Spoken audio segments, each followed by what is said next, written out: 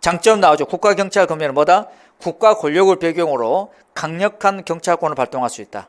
조직의 통일적 운영, 능률성, 기동성, 효과성 이런 것들이 나옵니다. 전국적 균등한 서비스, 경찰 서비스 제공할 수 있다.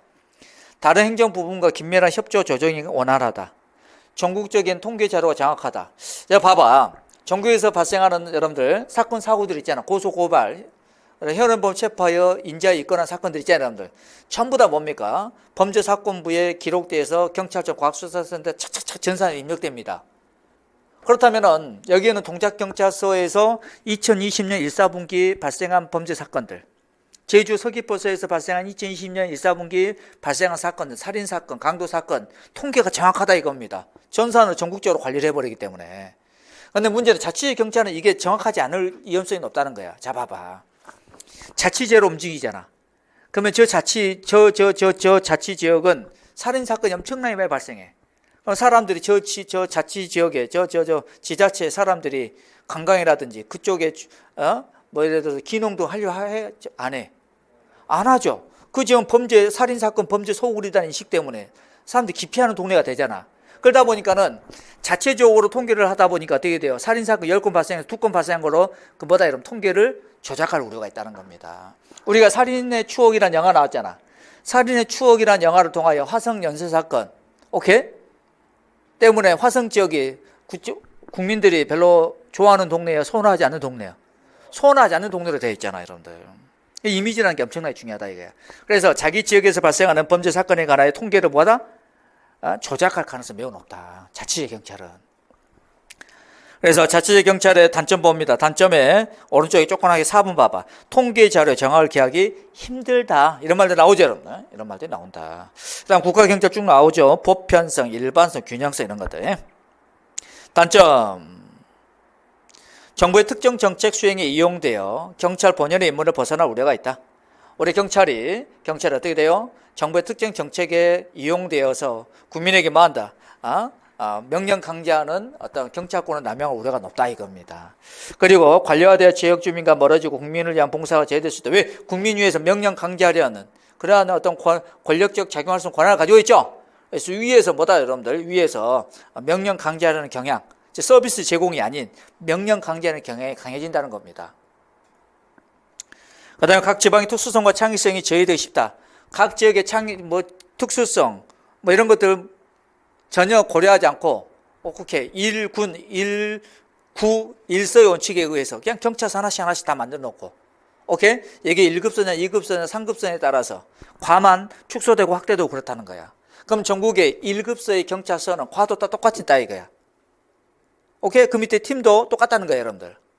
그래서 전국에 뭐다, 여러분들? 균등한, 통일된 경찰권 발동이 가능하다. 서비스 제공이 가능하다는 거야. 지방의 특수한 창의성 전혀 고려되지 않는다 이겁니다. 자치경찰 나오죠. 장점이 바로 뭡니까, 여러분들? 자치경찰 장점이 국가경찰 단점과 서로 이렇게 맥락이 같습니다. 그럼 자치경찰 장점 나오죠. 단점이 국가경찰의 장점과 서로 맥락이 답니다. 오케이? 그래서 상대적으로 구분해서 잘 봐두시기 바랍니다. 그럼 자치경찰의 장점 한번 볼까요? 각 지방의 특성에 적합한 경찰 행정이 행해질 수 있다. 그렇죠. 그 다음에 인권보장과 민주성이 보장되어 주민들의 지지를 받기 쉽다. 능률성, 효과성, 경제성, 신속성, 기동성 이런 게 아니죠. 인권보장, 오케이, 민주성, 정치의 중립 이런 것들이. 지방별로 독립된 조직이므로 조직 운영의 개혁이 용이하다. 정치의 중립성 보장, 지역성, 특수성, 차별성 등 이런 것들이 이제 보다 여러분들 고려된다는 겁니다. 시민에 의한 외부 통제 쉬워져 투명한 경찰 행정을 기대할 수 있다. 이런 것들이 있죠, 여러분들.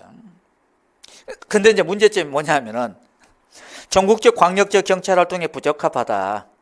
타 경찰 기관과 협조 응원체에 곤란하다. 이게 가장 큰 문제라는 거야. 자, 보세요. 우리나라는 지금 현재 전국적 모든 이슈에 대해서 어디로 와서 지금 집회 시위합니까? 강화문 와서. 또는 어디에서? 서울시청과 광장에서. 그러면은 서울 경찰만 죽어라고 막을 거 아니야.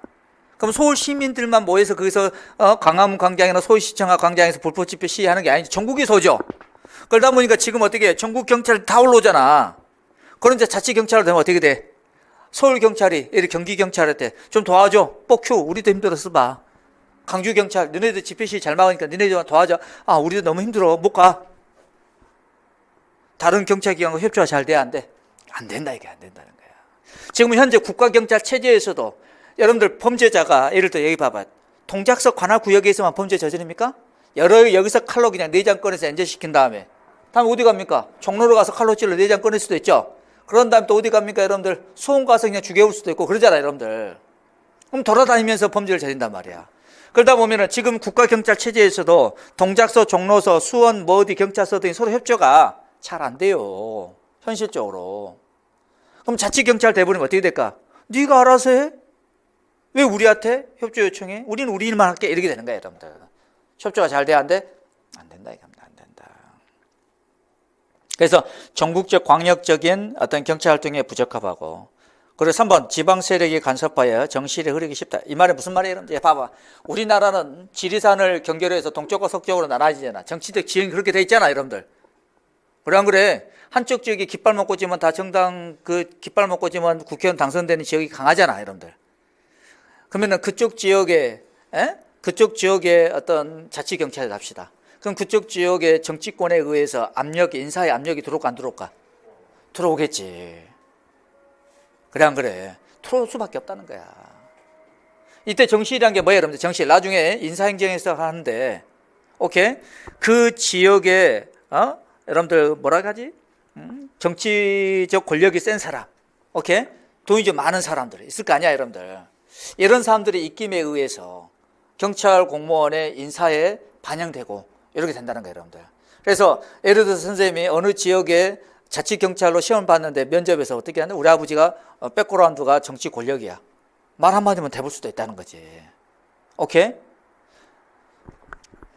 여러분들 그 남편을 살해해서 바다에 유기하여 시신도 못 찾는 그런 사건 있죠, 여러분들. 이번에 무기징역 판결 받았죠. 제주 서귀포에서 발생한 사건이잖아. 그 뭡니까? 형이 확정된 무기징역 확정된 그 여성분 이름 말 안 하겠어요.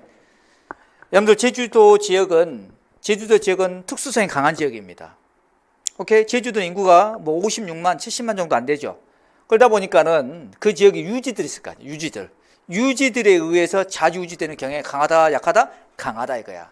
그래서 그 사건이 발생했을 때 서귀포선가요? 거기서 초동 수사가 상당히 미흡했다 이렇게 나옵니다. 초동 수사 미흡했다. 그래서 제주도에 있는 모서에서 서귀포서에서 수사하지 말고 경찰청에서 바로 내려왔죠, 여러분들. 경찰청에 내려와 수사한 겁니다. 왜? 제주도 단위 그 일개서에서 수사하게 되면 제주도의 유지들에 의해서 막 수사가 방해받기 쉽기 때문에 그랬다는 거예요, 여러분들. 현재 국가경찰 체제에서도 제주도 같은 경우는 그러는데 자치경찰로 간다면 훨씬 더 더 하겠죠, 여러분들. 훨씬 더 더 하다.